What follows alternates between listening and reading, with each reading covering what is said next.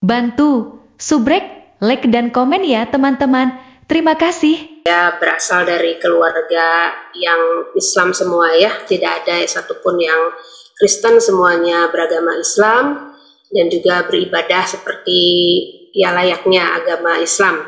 Namun tentunya di dalam keluarga inti saya sendiri itu tidak melaksanakan kewajiban agamanya dengan rutin, maksudnya tidak melakukan ibadah wajib, misalnya melakukan sholat 5 waktu seperti itu, bolong-bolong lah seperti itu ya, kalau kata orang Sunda bilang itu belang bentong gitu ya. Tapi saya dari kecil dididik untuk mengaji ya, untuk juga sembahyang juga bisa gitu kan, tetapi ya itu seperti tadi, itu tidak rutin gitu, tidak menjadi suatu kebutuhan yang bagaimana gitu, sampai pada saat usia ya sekitar ya kelas 3 SMP gitulah, awal kelas 3 SMP itu saya ingin lebih mengenal Tuhan, siapa sih Tuhan, saya ingin lebih dekat dengan Tuhan. Oleh sebab itu saya melaksanakan ibadah saya dengan rajin. Saya mulai rajin sembahyang, saya mulai rajin mengaji, belajar mengaji seperti itu, mulai menekuni ibadah yang diwajibkan oleh agama saya. Tapi pada satu ketika saya sedang sembahyang lohor saat itu, saya tuh lupa matiin volume, kecilin volume televisi gitu kan. Tapi udah tanggung ya sudah, saya sembahyang. Lalu saya dengar di RCTI siang hari itu kan lohor ya, itu suka ada lagu pujian sebelum berita gitu ya. Nah itu lagunya itu lagu Yesus Tetap Setia yang dibawakan oleh Mawar Simorangkir. Mungkin perkenankan saya untuk menyanyikan syair daripada lagu ini ya. Lagunya Yesus Tetap Setia seperti ini. Di saat engkau susah, Yesus hibur selalu. Di saat engkau lemah, Dia kuatkan. Yesus selalu menolongmu dalam kesusahanmu. Yesus kan selalu setia sampai selama-lamanya. Walau pohon ara tak berbunga, pohon anggur tak berbuah, pohon zaitun mengecewakan, ladang-ladang tak menghasilkan. Kambing domba berhalau sudah, lembu sapi tak ada, namun aku kan tetap setia karena Yesus tetap setia. Ya, seperti itu lagu yang saya dengar. Pesan lagu tersebut sangat menyentuh hati saya gitu ya, bahwa ada seorang yang bernama Yesus yang dengan setia akan menghibur kita, akan menguatkan kita. Ya, karena latar belakang saya juga dari kecil itu saya tidak hidup di dalam satu keluarga yang utuh ya, karena saya dari kecil tinggal sama nenek dan orang tua saya tinggal di Jakarta, saya di Bandung. Saya juga dari bayi tidak mengenal siapa ayah saya. Jadi tepatnya saya adalah fatherless gitu ya, fatherless daughter. Jadi saya tidak mengenal siapa ayah saya. Jadi saya juga kadang-kadang di nenek, kadang dioper ke tante seperti itu. Jadi ya mungkin saya merasa kesepian juga seperti itu ya. Jadi ketika saya mendengarkan lagu ini, hati itu tuh lagu itu sangat menyentuh saya. Ketika mungkin saya saat itu belum berpikir bahwa bisa berpikir bahwa ketika manusia tidak ada atau meninggalkan dan sebagainya ada Tuhan. Saya belum berpikir seperti itu. Cuman ketika saya mendengarkan lagu ini, pokoknya intinya sangat menyentuh hati saya gitu. Jadi saya tuh sangat tersentuh dengan lagu itu, dan entah kenapa hati dan pikiran saya tuh berkecamuk gitu. Dan entah apa yang membuat saya itu akhirnya ingin memutuskan untuk mengenal siapa sih Tuhan Yesus itu, siapa sih Yesus itu. Tapi saya tetap masih melaksanakan kegiatan ya ibadah saya mengaji, saya sembahyang, bahkan pada saat itu peralihan juga ke Semea. Dan tapi sebelumnya itu sebelum masuk ke Semea saya sudah tergerak ingin rasanya gitu mengetahui lebih dalam lagi Tuhan. Lalu saya bilang sama mama, "Ma, saya mau masuk Kristen ya." Terus dia bilang, "Ada-ada aja kamu tuh, kenapa gitu?" Ya saya cerita, saya dengar lagu seperti ini, terus hati saya tergerak. Ya karena latar belakang saya bilang tadi, keluarga inti saya itu tidak fanatik. Waktu itu saya sudah tinggal sama mama karena SMP. Jadi mama cuman bilang, jadi dalam pandangan mama itu ya semua agama sama lah, asalkan kalau memang kamu mau sungguh-sungguh ya kamu benar gitu, harus jadi orang benar, harus jadi orang baik seperti itu. Ya akhirnya saya tanpa ada yang mengajak ke gereja, tanpa saya diperkenalkan dengan Tuhan Yesus, hanya melalui lagu, Roh Kudus bekerja melalui lagu itu, menyentuh hati saya, menarik saya untuk lebih ingin kenal dengan Tuhan. Akhirnya saya mencari siapa sih yang kira-kira yang bisa mengantar saya untuk ke gereja. Kebetulan saat itu tante saya itu menikah dengan orang Katolik ya, dengan orang yang beragama Katolik, orang Manado. Namun ya bisa dibilang Kristen KTP seperti itu ya. Tidak juga kalaupun kita ke sana juga tidak banyak berbicara mengenai kekristenan, bahkan dia juga ke gerejanya juga bisa dibilang setahun sekali kalau hanya Natal saja seperti itu. Cuman dia bilang nanti saya suruh adik saya untuk antar kamu ke gereja. Jadi pertama kali saya menginjakkan kaki di gereja itu adalah di gereja Katolik. Ya lalu saya merasa damai ya, datang ke gereja itu merasa damai walaupun saya belum mengerti apa-apa gitu ya. Namun karena akhirnya peralihan saya ke Semea, di Semea itu kan banyak teman-teman gitu. Saya juga ikut persekutuan gitu ya, ada ibadah memang bukan sekolah Kristen tapi yayasan Katolik seperti itu, tapi di dalamnya sendiri banyak yang Protestan. Jadi saya ikutlah sama teman ke gereja GKP saat itu ya. Ya intinya ketika saya masuk ke gereja itu, saya merasa sukacita, ya merasa ada damai sejahtera. Saya ingin lebih kenal Yesus. Akhirnya saya memutuskan untuk ikut katekisasi, saya ikut PA dan sebagainya, belajar melayani. Akhirnya tahun 1994 ya saya itu dibaptisidi ya di sana. Ya akhirnya melayani dan sebagainya. Nah namun saat itu akhirnya ayah tiri saya tuh tahu kalau saya itu suka ke gereja kayak gitu. Lalu dia tanya saya, "Kamu tuh sekarang sudah ke gereja?" Saya bilang, "Iya Pak."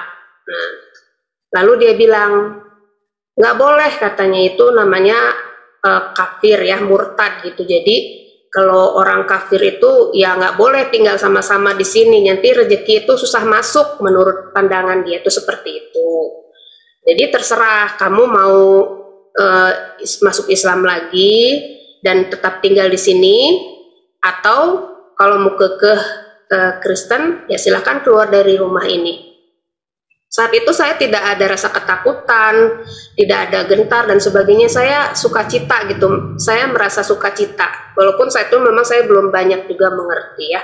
Tapi di situ saya mengatakan, "Pak, maaf. Ya saya bersyukur, berterima kasih selama ini sudah tinggal di sini dengan Bapak, dengan Mama.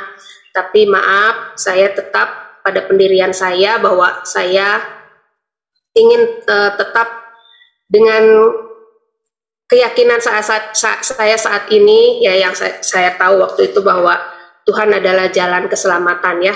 Akulah jalan kebenaran dan hidup, kata Tuhan. Mungkin itu juga ketika saya sembahyang kan saya juga berdoa, ihdinas sirotol mustaqim, tunjukkanlah saya jalan yang benar, jalan yang lurus. Lalu Tuhan menjawab, akulah jalan dan kebenaran dan hidup. Saya percaya bahwa Kristuslah jalan keselamatan saya gitu ya. Jadi saya bilang ya terima kasih, tapi saya tetap kepada pendirian saya ingin lebih mengenal siapa Tuhan Yesus. Akhirnya ya sudah, saya pamit dari rumah, dan karena mama mungkin merasa kasihan sama saya, jadi waktu itu sempat ada ya orang yang suka bantu-bantu nyuci lalu pulang gitu, lalu saya dititipkan dulu untuk sementara tinggal sama mbak ya, sama si mbak itu, sampai akhirnya pelan-pelan cari kontrakan ya, karena kita menyesuaikan juga dengan keadaan ya, dengan budget juga. Jadi pada saat itu juga agak sulit ya kalau agak yang mahal-mahal gitu. Jadi ketika ada orang tawarkan rumah di belakang rumahnya, jadi depan belakang rumahnya itu ada solokan kecil gitu, got ya, kalau di Jakarta bilang got, dan bekas gudang ya, bekas gudang. Kalau saya masih ingat itu dia punya ini apa, panjangnya itu sekitar 2 meter kurang dan lebarnya sekitar 120 begitu. Jadi saya tinggal di rumah itu, di belakang rumah. Jadi di belakang rumah dia, bekas gudang. Ya beberapa bulan ya saya tinggal di situ. Tapi ya seperti saya bilang, ada tetap sukacita di dalam hati saya. Saya tidak merasa takut, saya tidak merasa gentar, saya justru semakin rindu ya untuk terus bersekutu dengan Tuhan. Saya memuji Tuhan, ada sukacita yang luar biasa ketika itu. Ya sampai akhirnya saya ketika di Semea itu, walaupun saya belum paham ya, untuk kalau sekarang kan mungkin penginjilan gitu kan ya, saya belum paham ya untuk menyaksikan bagaimana caranya, tetapi saya punya kerinduan dan punya keberanian. Jadi ketika Semea itu saya duduk satu-satu ke teman, saya cerita. Saya tidak malu mengatakan bahwa saya murtad gitu ya, menurut ajaran agama Islam kan ketika kita beralih kepercayaan itu disebutnya murtad gitu. Tapi saya tidak malu, saya mengatakan bahwa saya dari Islam, saya masuk Kristen. Dan yang teman-teman SMP yang akhirnya juga ada yang satu sekolah dengan saya juga tahu ya kalau saya awalnya Islam. Bahkan waktu SMP itu kelas 3 saya sempat ikut juga lomba ngaji ya, lomba mengaji, dan bisa masuk final juga, semifinal ya, masuk final juga. Nah akhirnya saya cerita satu-satu bahwa Yesus itu jalan keselamatan ya, tidak ada jalan lain kepada Bapa kalau tidak melalui Tuhan. Jadi satu-satunya yang bisa menjamin keselamatan kamu itu adalah Tuhan Yesus. Ya saya saat itu tidak peduli mereka mau percaya atau tidak, yang penting saya sudah mau menyampaikan bahwa Kristuslah jalan keselamatan. Kalau kita manusia berdosa dengan amal perbuatan kita, harus beramal, berbuat baik. Saya bilang mau sebaik apa kita melakukan, soalnya kita itu manusia kan penuh dengan dosa, penuh dengan kesalahan. Tapi hanya dengan darah Tuhan Yesus kita disucikan. Saat itu saya hanya tahu seperti itu. Ya, akhirnya ya waktu berlalu, saya sudah lulus Semea, saya bekerja. Nah kemudian karena waktu itu tante saya bilang sudah tinggal sama mereka aja. Jadi ketika lulus Semea dan bekerja itu saya posisinya ada tinggal di rumah dengan tante. Dan ketika mereka pindah ke Bandung, akhirnya saya juga ikut lagi pindah ke Bandung. Nah di sana kebetulan gereja GKP itu rada jauh posisinya, jadi ya saya masih tetap pergi ke gereja. Cuman ketika waktu itu ketemu dengan saudara dan dia tuh ada temennya ke gerejanya di GBIS, lalu dia tawarkan, yuk ikut yuk sama kami gitu ke gereja mereka, ke gereja GBIS. Ya lalu kemudian saya ikutlah ya, ayo deh kita ikut gitu. Karena kebetulan waktu waktu di Jakarta juga saya sempat gitu ya, ya maksudnya dalam pencarian gitu kan, selain di gereja GKP ada teman juga yang ngajakin ke gereja karismatik, ada teman juga yang ngajakin ke gereja Advent seperti itu ya, dan awalnya juga saya ke gereja Katolik, jadi saya seperti ingin tahu seperti itu, seperti ingin tahu. Nah di Bandung ketika diajak sama teman, oke, saya juga maulah ikut gitu. Tapi di situ beda ya, berbeda.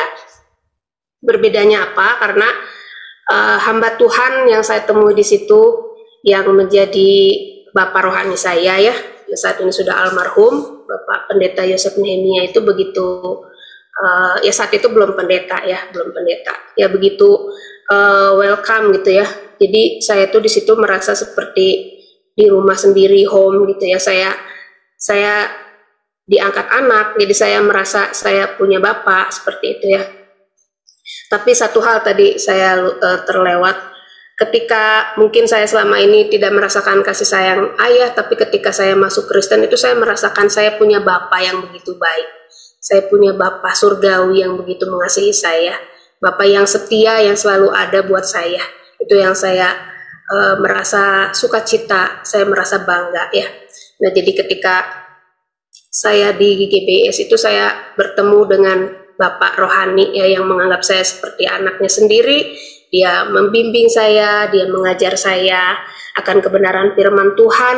Nah disitulah saya mulai terbuka, disitulah saya mulai bertumbuh, saya mulai lebih lagi dikuatkan, lebih lagi dibukakan akan pencerahan firman Tuhan, karena di situ juga ada PA ya, ada pendalaman Alkitab seperti itu. Bahkan sampai pada akhirnya saya tuh ditawari untuk sekolah teologi. Saat itu ada 2 orang ya, dengan teman laki-laki yang sudah lebih dulu lama di situ, dan juga laki-laki, dan saya dicalonkan juga. Saya padahal termasuknya masih baru ya, dan juga perempuan. Dan waktu itu saya di dalam setiap situasi di gereja manapun saya masuk, ketika bergereja itu saya selalu melayani Tuhan, selalu melayani Tuhan. Jadi ketika di GBS juga saya melayani Tuhan. Nah, jadi ayah rohani saya itu menawari saya untuk sekolah teologi. Ya, saya bergumul, dan akhirnya di rapat majelis seperti itu, akhirnya saya berdoa, kalau memang ini kehendak Tuhan, maka akan lolos. Tapi kalau seandainya hari ini tidak, ya mungkin Tuhan tunjukkanlah, entah itu saya dapat pekerjaan atau jodoh ya, walaupun tetap sambil melayani Tuhan. Tapi ternyata pada saat rapat itu tidak dikabulkan ya, maksudnya saya pending. Jadi yang dikabulkan untuk sekolah teologi itu teman saya yang laki-laki, sedangkan saya pending. Nah, ya saya percaya bahwa itu kehendak Tuhan juga ya, masih belum saatnya ya untuk saya sekolah teologi saat itu.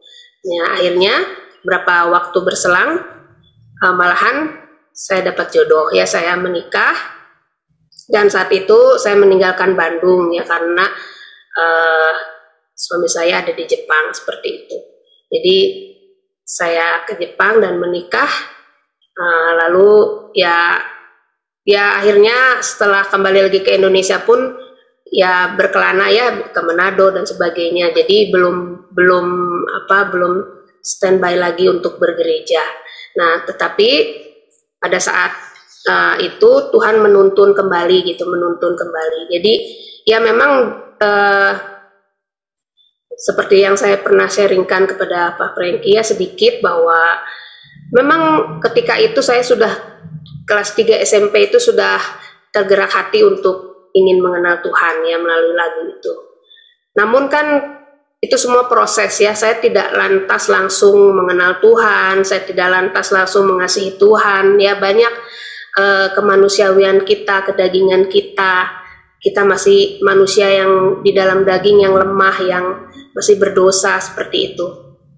Sampai pada satu titik tertentu saya juga merasa seperti frustasi seperti itu. Ya kalau misalnya saya berdosa terus tuh apakah saya masuk neraka dan seperti itu. Jadi masih pola pikir Islamnya masih ada gitu, karena kalau di Islam kan kalau kita banyak berbuat amal perbuatan, nanti yang ditimbang itu kalau memang berat ke perbuatan baik maka kita akan masuk surga. Ketika kita banyak melakukan kesalahan, timbangannya lebih berat ke situ, kita akan masuk neraka seperti itu. Namun Tuhan terus memurnikan kan kehidupan saya, terus menguduskan. Itu saya percaya semua atas pekerjaan daripada Roh Kudus itu sendiri. Ketika saya bisa mengaku bahwa Kristus itu Tuhan, itu juga tidak mungkin karena dari diri saya sendiri. Itu dari Roh Kudus yang mengatakan, yang menaruhkan itu di dalam hati saya. Nah, jadi dalam prosesnya Tuhan itu terus menunjukkan kasih-Nya, terus membawa saya, terus menarik saya. Sehingga ya Tuhan, saya juga sebetulnya tidak memiliki pikiran untuk kembali lagi ke gereja GBIS ya. Waktu itu saya ketika pindah lagi di Bandung, saya ngontrak di daerah komplek itu ada gereja GPDI. Saya masuk juga ke situ, saya beribadah di situ, dan saya juga seperti biasa ketika saya masuk gereja saya selalu melayani Tuhan. Saya rindu untuk selalu melayani Tuhan. Sampai satu ketika ada seorang teman saya yang dulu ngajakin saya ke GBIS itu tiba-tiba kontak saya gitu. Saya sudah tidak punya kontaknya dia.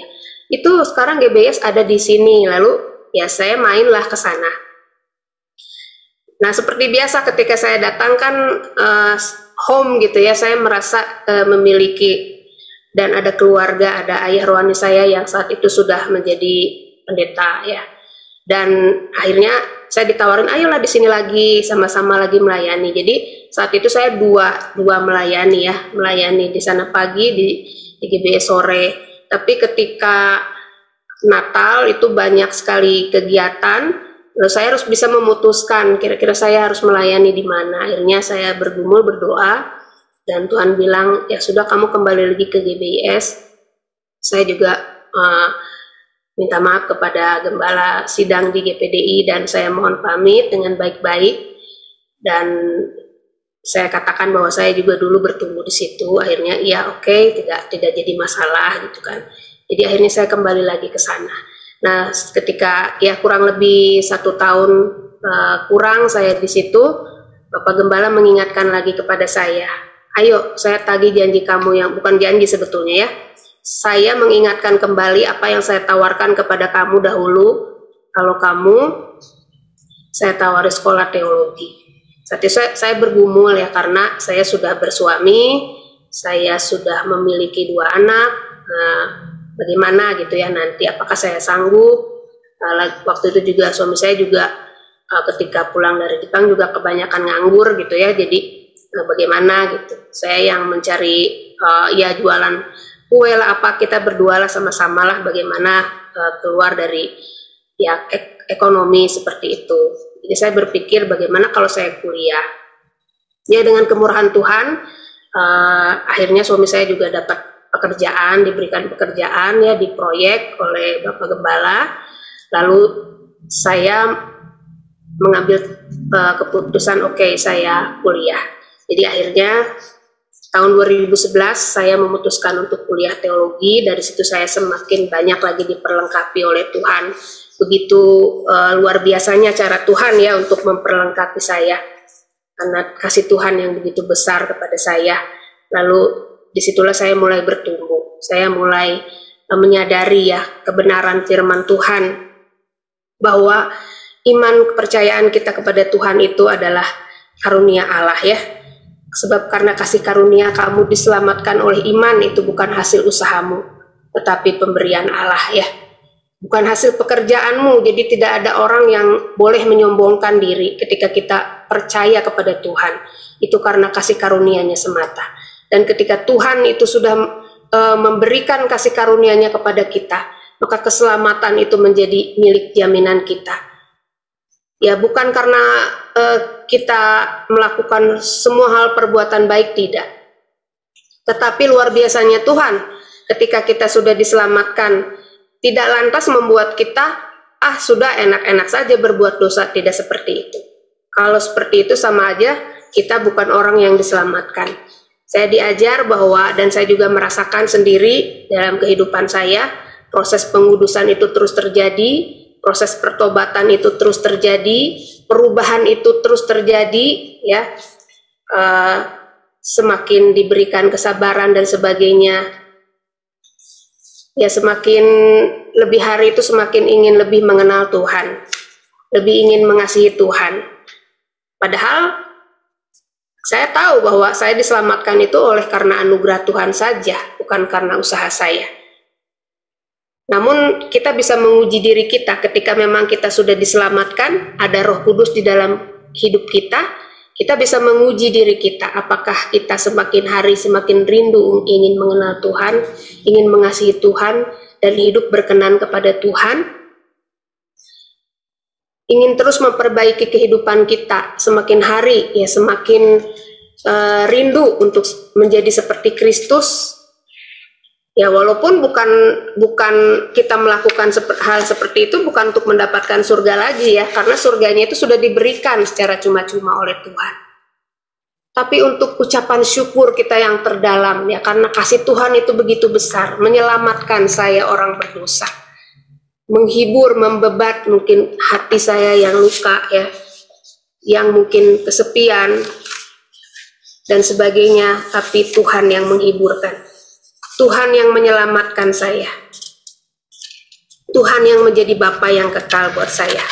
Jadi ketika kita menyadari hal itu, Roh Kudus yang terus mengingatkan kita untuk bersyukur kepada Tuhan atas kasih-Nya yang begitu besar.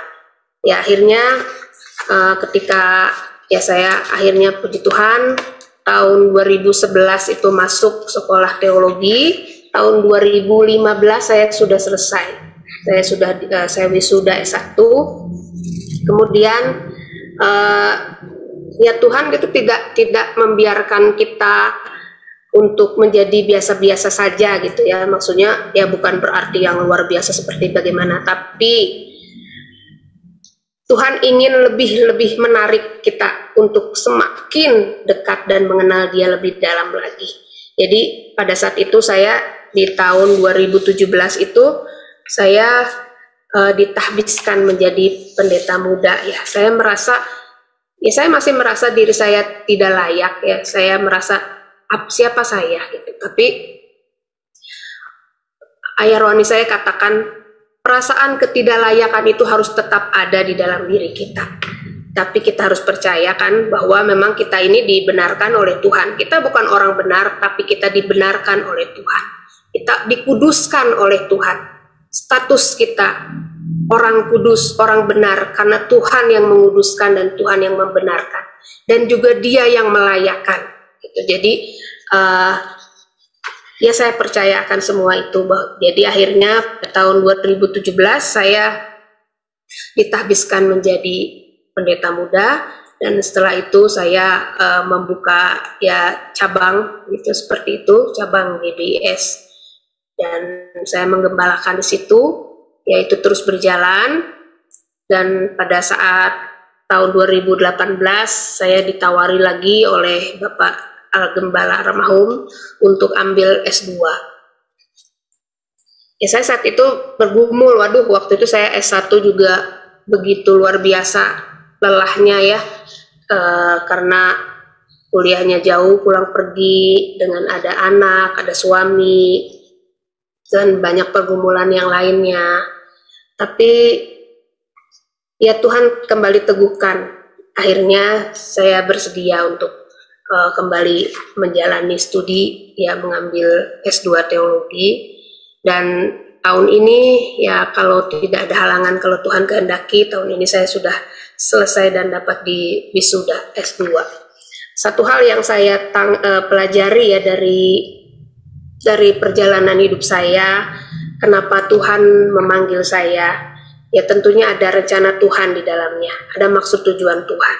Maksud tujuan Tuhan itu adalah supaya kita ini menjadi taat kepada Tuhan, ya kita bisa taat kepada Tuhan, kita dikuduskan untuk taat kepada Tuhan.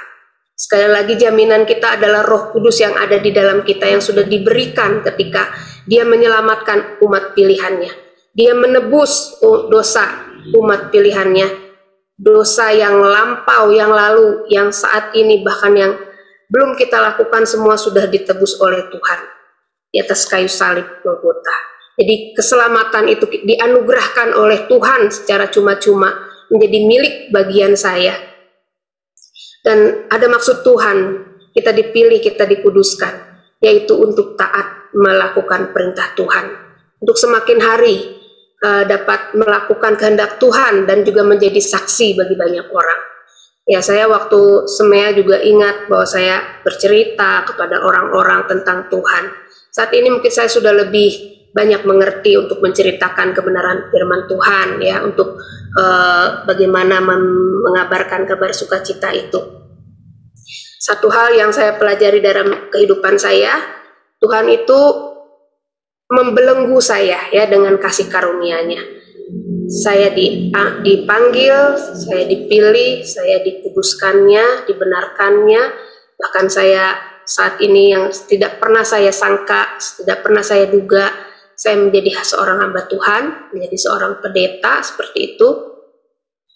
Kalau saya melihat ke belakang kehidupan saya dan juga saat ini, Tuhan itu begitu melindungi saya. Jadi Tuhan itu melindungi kita dari perbuatan-perbuatan dosa yang lebih lagi. Tuhan itu menjaga kehidupan saya. Jadi ketika kita ingin berbuat sesuatu yang di luar, ya maksudnya itu melakukan dosa, Tuhan itu mengingatkan, Tuhan itu menegur, dan Tuhan itu memperbaharui kembali. Jadi tetap berada di jalan Tuhan itu adalah anugerah. Buat saya secara pribadi, tetap berada di jalan Tuhan itu merupakan anugerah yang luar biasa. Walaupun mungkin di dalam perjalanan kehidupan itu tidak selalu mudah, ya.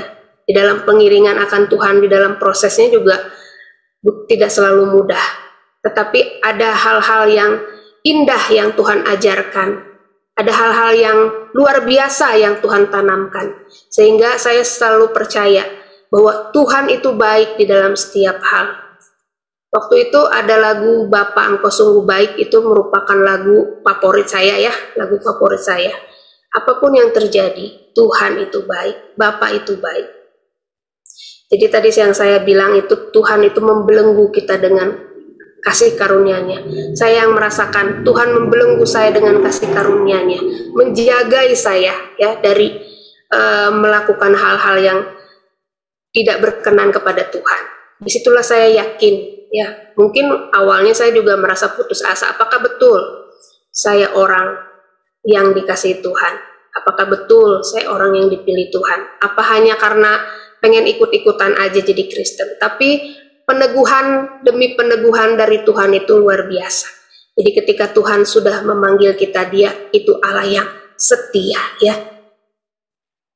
Dia Allah yang setia, walaupun kita tidak setia, namun Dia tetap setia. Sampai akhirnya kita mau berkomitmen, seperti lagu yang awal saya dengar. Aku akan tetap setia. Karena apa? Karena Yesus itu tetap setia. Ya, saya mungkin saat itu tidak mengerti apa sih maksud lagu itu, gitu ya. Oh, tiba-tiba saya jatuh cinta kepada lagu itu. Padahal lagu itu mengatakan, walau pohon ara tidak berbunga, ya, pohon anggur tidak berbuah, pohon zaitun mengecewakan, ladang-ladang tidak menghasilkan, itu semua kegagalan dunia. Itu semua kegagalan dunia. Itu saya tahu sekarang itu, ya, bahwa ketika itu, bahwa setelah saya lebih dalam lagi mempelajari firman, saya tahu bahwa itu di Habakuk, ya, itu ada di Habakuk pasal 3, ya, ayat 17 sampai dengan 19. Saat itu hal-hal yang krusial, hal-hal yang memang seharusnya ada, hal-hal yang dibutuhkan saat itu tapi tidak ada. Tetapi kita akan tetap setia. Ketika saat ini saya menyadari dengan berbagai hal yang terjadi, dengan keadaan, kondisi, dan sebagainya, saya diingatkan kembali, apapun yang terjadi, kamu harus tetap setia, karena Tuhan itu setia. Jadi semua hal itu membawa kita kepada hal-hal rohani. Jadi jaminan kita untuk mengikut Kristus itu sudah pasti ya, kehidupan yang kekal. Dan kita di sini hanya sementara ya, di dunia ini kita hanya sementara. Rumah kita yang kekal adalah di sorga ya, bersama-sama dengan Bapa. Dan ketika di kehidupan ini, apapun yang Tuhan izinkan terjadi, saya selalu berkata Tuhan itu baik. Bahkan lagu Bapa Engkau Sungguh Baik itu merupakan lagu favorit saya. Jadi ketika ada lagu-lagu yang mengatakan Bapa baik, Bapa ajaib, itu saya sangat senang sekali kepada lagu itu. Ya, mungkin itu kesaksian saya yang bisa saya bagikan. Ya, intinya saya saat ini melayani Tuhan, terus untuk berkomitmen untuk tetap ada di dalam pelayanan, dan juga ingin juga membagikan kabar sukacita ya, bahwa Kristuslah juru selamat, mengabarkan mengadakan penginjilan ya kepada siapapun yang saya temui.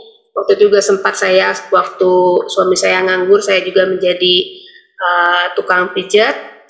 Ketika saya selalu pijat itu, orang tuh bertanya, kamu orang Sunda? Iya, saya orang Sunda, karena saya mama kan Sunda.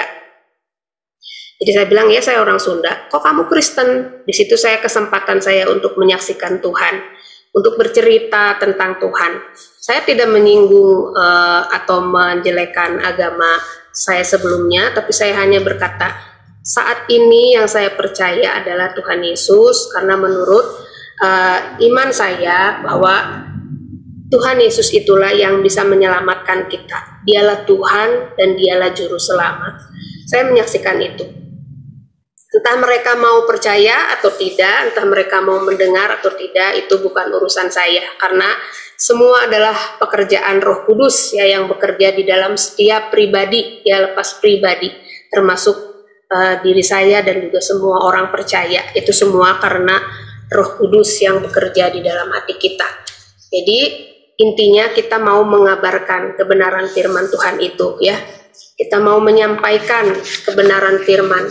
Dan untuk percaya atau tidak itu bukan urusan kita lagi, tapi itu semua adalah urusannya Tuhan ya.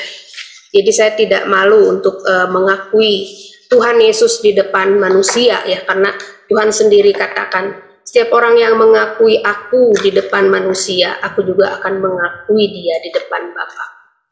Kalau orang yang menyangkal aku di depan manusia atau malu mungkin bercerita bahwa kita percaya kepada Tuhan Yesus, bahwa Yesus juga akan menyangkalnya di depan Bapa. Dia katakan seperti itu. Jadi itu yang saya ingat. Jadi saya tidak pernah malu dikatakan orang murtad, diledek teman, kamu kok masuk Kristen dan sebagainya, ayo balik lagi Kristen tuh gini. Saya tidak gentar, saya tidak goyah. Saya tetap percaya kepada Tuhan Yesus sebagai juru selamat saya. Dan saya juga tidak mau dirayu-rayu ya. Mungkin waktu itu juga sempat ada paman itu yang bilang ketika saya sudah lulus SMEA itu, kamu mau kuliah, kebetulan dia lagi ada rezeki gitu, ayo saya kuliahin, tapi kamu balik lagi ya ke Islam lagi, seperti itu. Sayang katanya, suara kamu bagus, kamu bisa ngaji dan sebagainya, daripada di Kristen murtad dan sebagainya, kafir dan sebagainya. Tapi saya tidak tergoyahkan. Saya tetap beriman kepada Tuhan Yesus Kristus sebagai, bukan cuma sebagai juru selamat. Kalau sebagai juru selamat saja, ya kita hanya percaya saya akan selamat, tetapi kehidupan kita tidak berubah. Tetapi Yesus sebagai juru selamat dan juga sebagai Tuhan. Jadi kita menjadikan dia Tuhan yang berdaulat di dalam kehidupan kita, yang kita mengabdi kepada dia sebagai Tuhan, dan kita menyembah dia dengan sepenuh hati, dengan segenap jiwa kita, beribadah sungguh-sungguh kepada Tuhan sebagai ucapan syukur, karena dia sudah memberikan kehidupan kekal itu bagi kita, yang tiada satupun orang bisa mendapatkannya ya, kecuali orang yang percaya kepada Tuhan akan memperoleh kehidupan yang kekal. Karena begitu besar kasih Allah akan dunia ini, sehingga ia mengaruniakan anaknya yang kekal, supaya setiap orang yang percaya kepadanya tidak binasa, melainkan beroleh hidup yang kekal. Percaya kepada Tuhan Yesus tidak binasa, melainkan beroleh hidup yang kekal. Amin. Bantu, subrek, like dan komen ya teman-teman. Terima kasih.